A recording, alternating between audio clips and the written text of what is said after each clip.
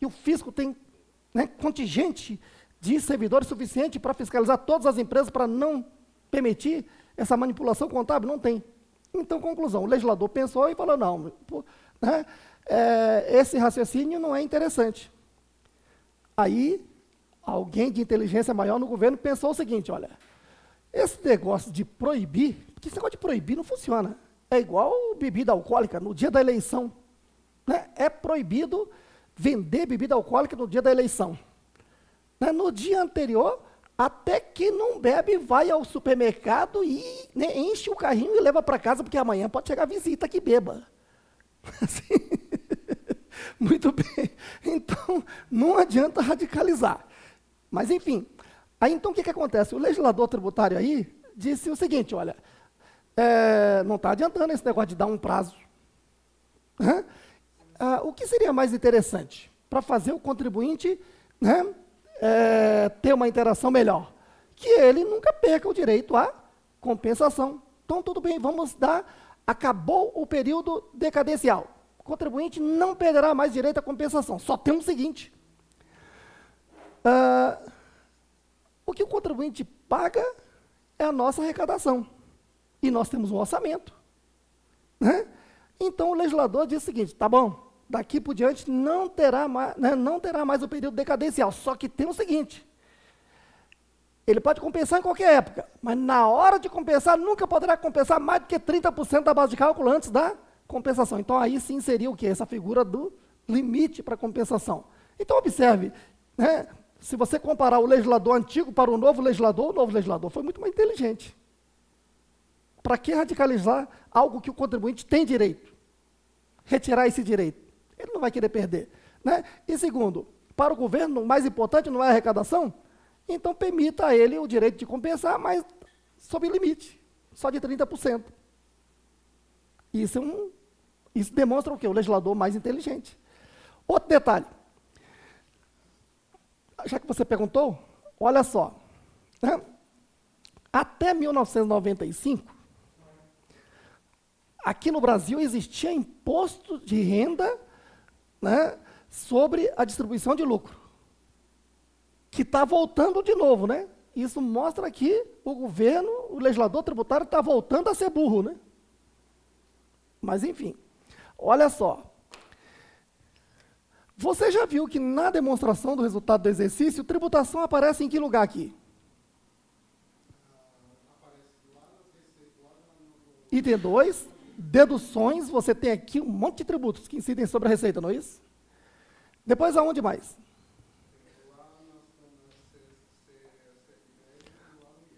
Hein?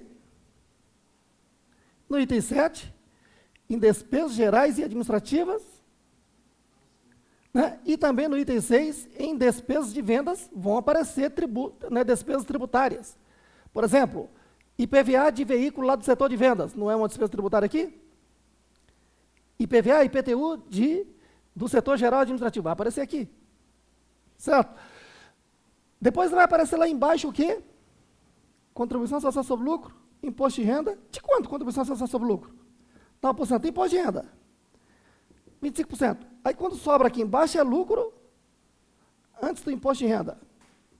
Aliás, lucro líquido do exercício, aliás. Chegou o lucro líquido do exercício. Esse lucro líquido do exercício está onde?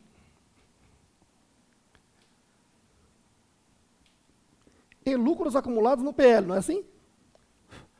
Lucros acumulados no PL. Digamos que ele seja de 1.000. Até 95, se a empresa distribuísse esse lucro, ia incidir 25% de imposto de renda. Então, olha só, qual é o lançamento? Debita-se lucros acumulados, credita-se imposto de renda retido na fonte sobre lucro líquido de 250 e credita-se caixa de quanto? 750.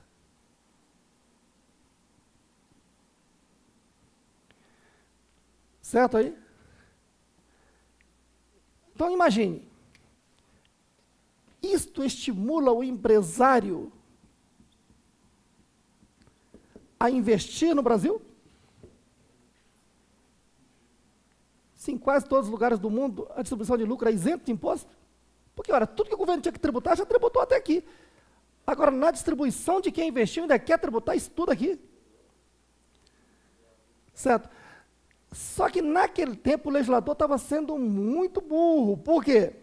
Porque, olha só, você está lembrado que até 95 existia correção monetária de balanço, lembra-se? Se a empresa distribuir lucro, paga imposto.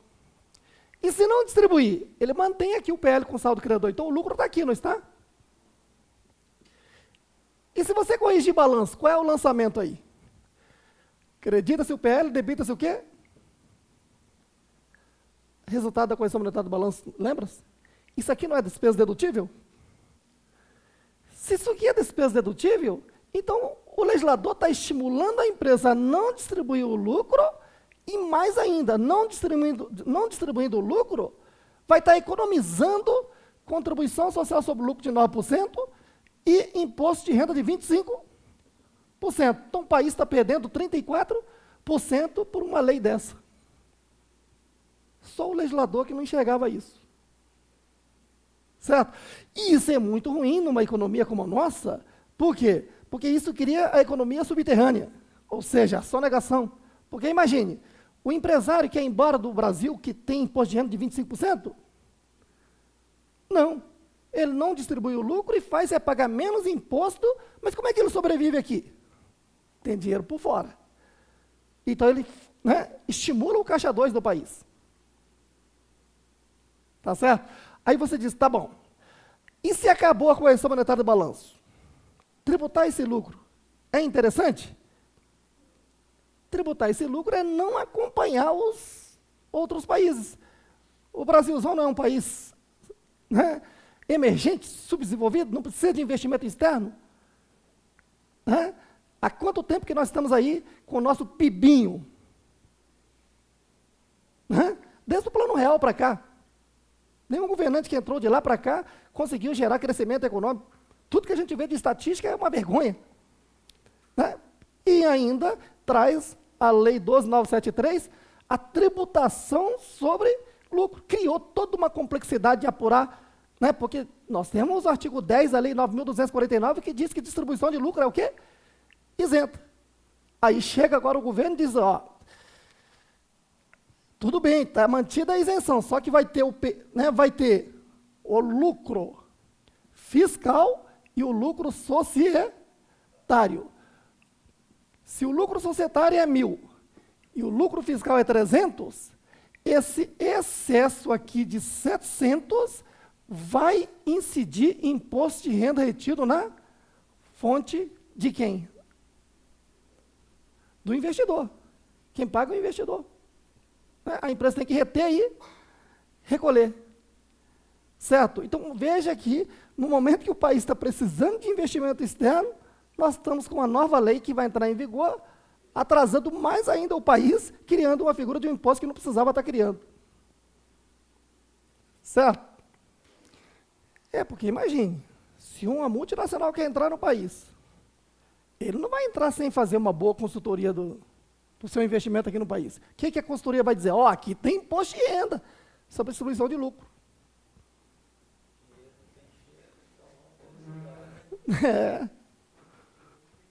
Pessoal, nosso foco nesse instante, então, para a gente finalizar essa parte, né, é o seguinte, tratar aqui do ajuste temporário. Né? O que é ajuste temporário?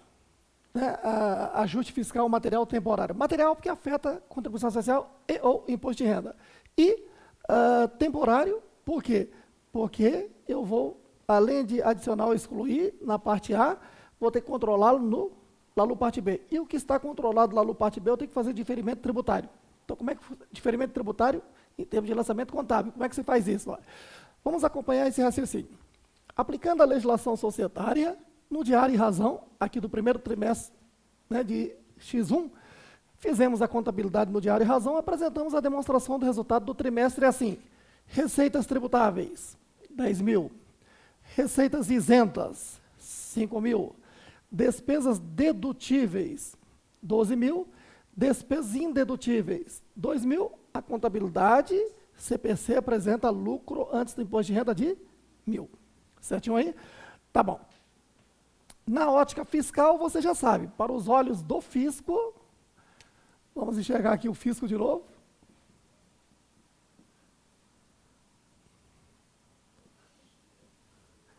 Está enxergando quais itens? Receita tributável e despesa dedutível. Então, para o fisco, tem prejuízo fiscal aí, não vai ter imposto de renda. Concorda?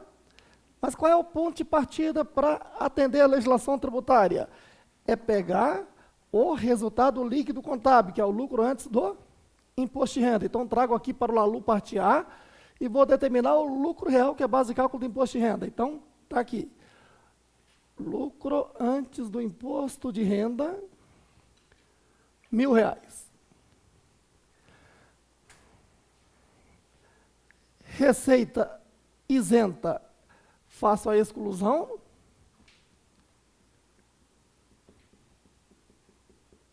Receitas isentas de 5.000. Despesa indedutível, faço a adição. Então, mais despesas indedutíveis de 12.000. Pronto, aqui fazendo a soma algébrica. A 12.000, isso, indedutível 12, certo. Então, aqui nós temos... A indedutível é 2? Opa, estou enxergando. De fato, indedutível, 2.000. Então, vamos lá. 1.000, mais 2, 3.000, menos 5. Lucro real dá negativo, quanto? R$ 2.000. Quando esse lucro real é negativo, significa que existe um prejuízo fiscal. Não terá imposto de renda. Então, aqui na contabilidade, não teve imposto de renda, o lucro líquido do trimestre é de R$ 1.000. No campo fiscal, no campo tributário, esse prejuízo fiscal poderá ser compensado com lucros reais de períodos futuros. E contas que terão efeito tributário futuro tem que ser controlado lá no parte B. Então, venho aqui para o parte B, título, prejuízos fiscais. Em que data que eu estou? Final do primeiro trimestre, 31 de março. Então, em 31/3 de X1, valor apurado nesta data, 2.000. Certinho? Agora, aquela paradinha para a gente raciocinar. Né? Tudo bem, a empresa não vai pagar imposto de renda porque teve prejuízo fiscal. Mas ela tem o direito de compensar esse valor com lucros reais de períodos o quê? Futuros. Isso quer dizer, então, que aqui tem um crédito tributário. Certo? Tanto de contribuição social como de imposto de renda, mas eu estou falando só do imposto de renda aqui por enquanto. Então, veja, 15% sobre este valor, então tem que verificar o que é costumeiro da empresa, pagar com adicional ou sem adicional de 10%. Então, vamos supor, sem adicional. Então, 15% deste valor, a empresa tem o direito de compensar no futuro. Certo aí? Então, a primeira coisa é fazer o seguinte, ó, aqui no próprio LALU parte B, cria um título, ó. Imposto de renda diferido.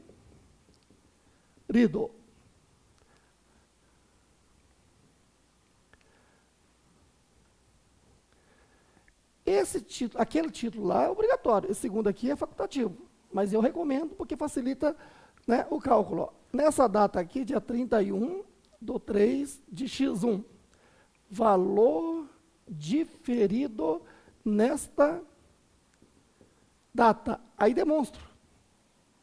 2.000 vezes 15%, 300. Esses R$ 300, o que o fisco exige é que se faça um lançamento contábil dele. Como? Esse valor não é um direito que a empresa tem de diminuir seu tributo lá no futuro? Deixa eu só concluir. Isso aqui não é um direito? Se é um direito, é conta do ativo. Então, debita-se aqui no ativo, imposto de renda diferido de 300, referente a este lançamento aqui. Esse valor. Certo? Aí você, mas qual a contrapartida? Né?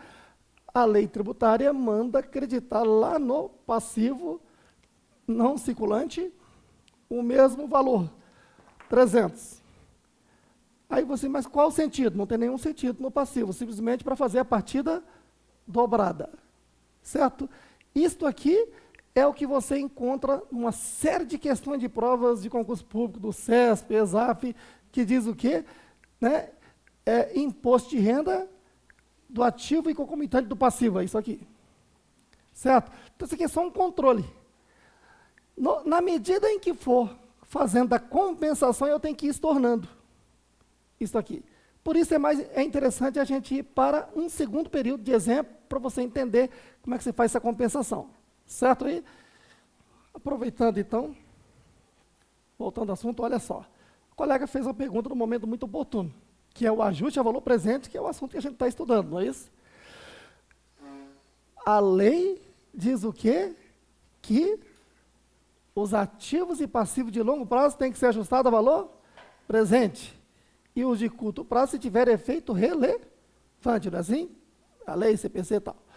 Muito bem.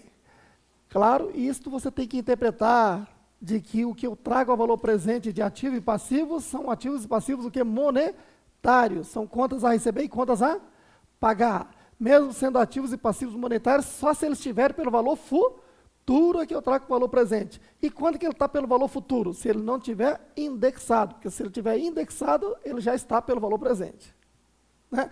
Tá bom. Agora, ativos e passivos de longo prazo têm que ser trazidos a valor presente. Certo? Mas o CPC 12 diz, exceto tributos diferidos, que são estes aqui. Ó. Por quê? Porque estes aqui não tem como mensurar, né? Por quanto tempo efetivamente ele vai o quê?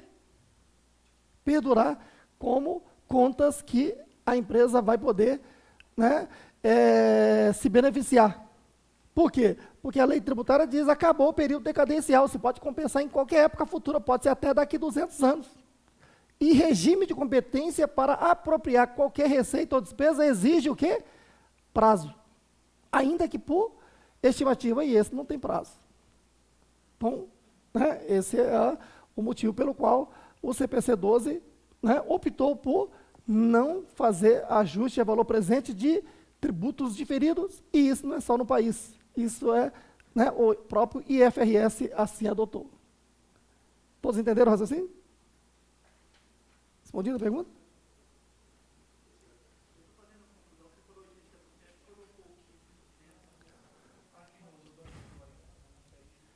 Aqui? Eu tinha falado em quanto? Não, 15% é o valor do IR que está embutido naqueles 2.000. E 30% é o que ele pode compensar do... Ah, tá. Agora entendi a sua pergunta, né? Não, a questão dos 30% é o limite para compensação. Quando eu for compensar, eu não posso compensar mais do que 30% da base de cálculo antes da compensação. Agora, a alíquota de imposto de renda é 15% com adicional de 10 se exceder 60 mil no trimestre, lembra? Tá. Agora, um detalhe, né? Vocês observaram aí que o governo estendeu, né, a partir de 2014, o limite para enquadramento de 48 milhões para 78 milhões, não é isso? Mas de forma muito esperta, não aumentou o quê? O limite para incidência do adicional do imposto. Que continua sendo o quê? 20 mil mês, 60 mil trimestre, que está defasado há quase 20 anos. Tá? Então, cada ano desse que nós temos uma inflação de mais de 6%, que o governo não atualiza o limite do adicional de 10%, ele está gerando esse imposto nas empresas. Então, se você é o administrador financeiro da empresa que não está enxergando esse lado da coisa, você pode estar levando a empresa às dificuldades no futuro.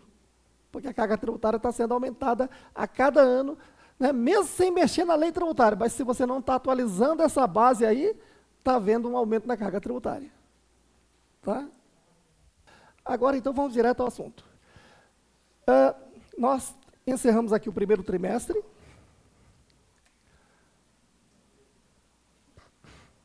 Agora vamos para o segundo trimestre. Segundo trimestre. Exatamente em que data? 30/6/X1. Nessa oportunidade, nós tivemos essa demonstração do resultado trimestral. LALU, parte B, mantenho. LALU, parte A, eu vou ter que abrir um novo LALU, parte A aqui. Certo aí? Tá bom. Então, vamos lá. Receitas tributáveis. 8 mil. Receitas isentas, 7 mil. Despesas dedutíveis, 5 mil. Despesas indedutíveis, 14 mil. Prejuízo antes do imposto de renda, 4 mil. Se tem prejuízo, vai ter imposto? Esse é um prejuízo contábil. Tem que saber se tem prejuízo fiscal ou lucro fiscal ou real, né? Então, vamos desenhar aqui o fisco. O que é que o fisco está enxergando? Receita tributável menos despesas dedutíveis. De quanto? 3 mil de lucro. Então, vamos encontrar esse lucro lá no LALU, parte A. Né? Então, eu pego este prejuízo e vou levar lá para o LALU, parte A.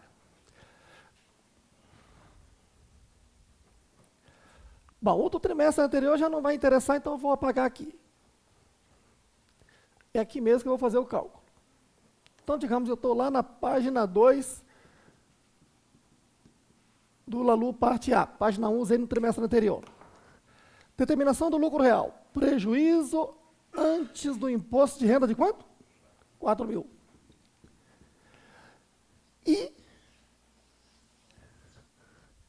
o que eu tenho de adições aí? Mais despesas indedutíveis de 14 mil.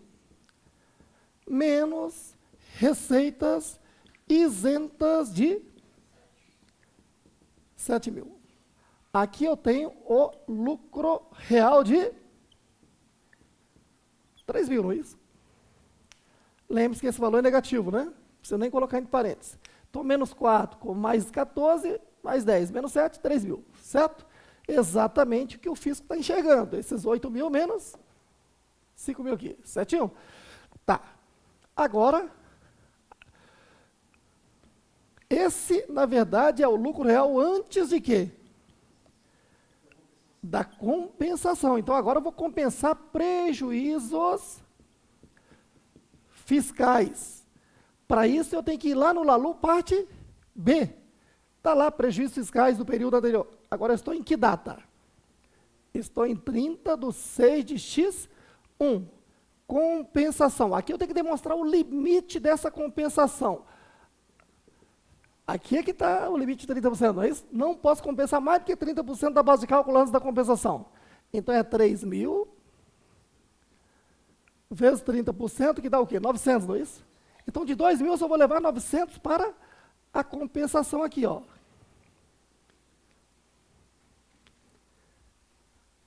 Ainda vai sobrar um saldo para futura compensação de quanto?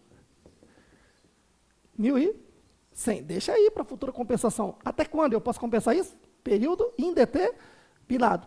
Certo? Estou obrigado a compensar no trimestre seguinte? Não, posso compensar em qualquer época futura, mas quando eu for compensar, não posso compensar mais do que 30% da base de cálculo antes da compensação.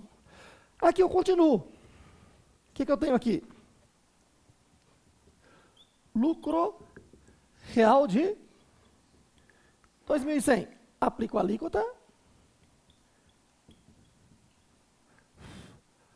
Aplico a alíquota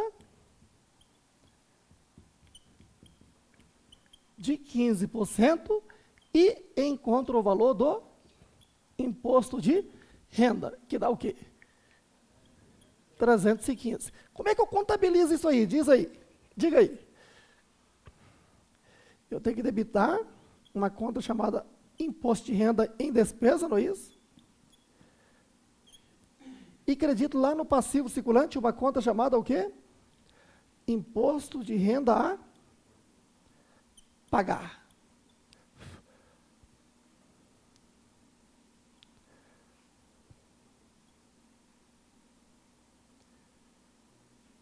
Certo aí? Muito bem. Agora, preste bem atenção. Se nós não compensássemos prejuízos fiscais aqui, quanto que daria o imposto? Seria 15% de 3 mil, concorda? 450. Então pagamos, né, vamos ter que pagar 315. Diferença de quanto? 135. Então, esse foi o direito que eu tive de abater. Né? Por quê? Porque eu tenho prejuízos fiscais. Então, agora eu demonstro o seguinte, que eu vou ter que estornar esse valor aqui do imposto diferido. Mas faça um controle, ó. Que data? 30/6 de X1, certo aí? Baixa. De que valor? Quanto que eu compensei? 900. 900 vezes 15%.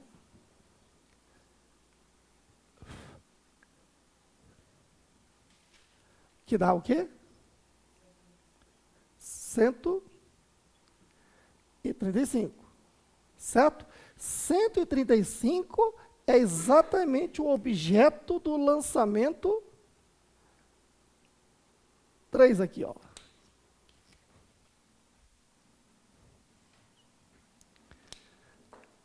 Acredita-se, imposto de renda diferido lá no realizável a longo prazo, debita-se imposto de renda diferido a pagar lá no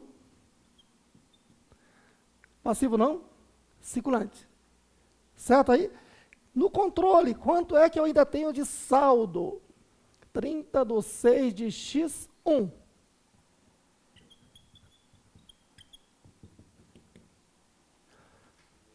Cento 65, confere? Esse valor tem que estar batendo aqui com o razão da empresa. Ó. Conclusão, na medida em que a empresa vai compensando, vai dando baixa do imposto diferido. Certo aí? De tal forma que quando zerar o prejuízo fiscal, que dá direito a esse crédito tributário, na contabilidade os tributos diferidos vão zerar. Entendido aí? Quem já tinha estudado isso na vida? Ninguém? Sempre existiu, tá?